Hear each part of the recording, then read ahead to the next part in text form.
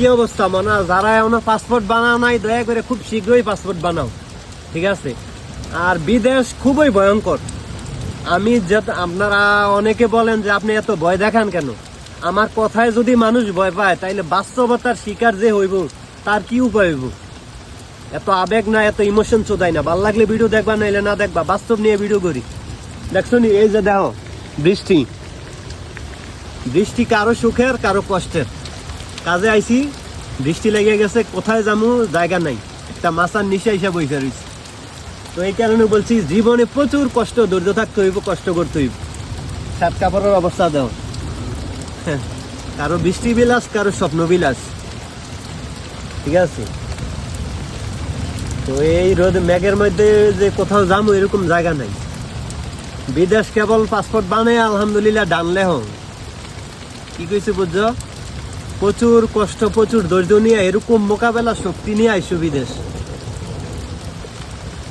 বিদেশ এত সহজ না যতটা সহজ মনে করো।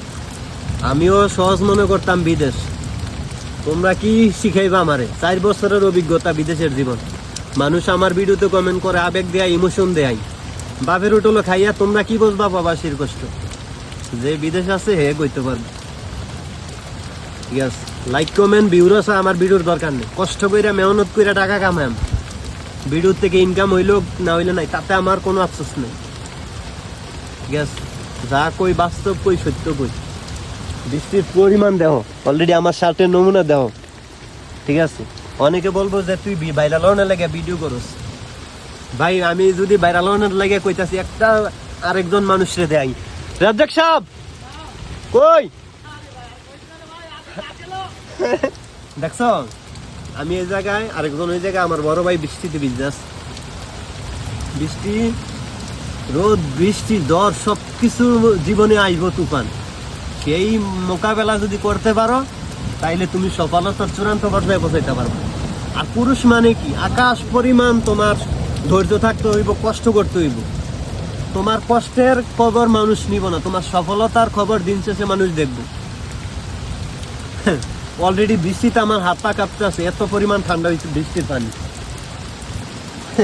জীবন যেখানে যেমন, তারপরে মানুষ মনে করে আবেগ দেয়, ইমোশন দেয়।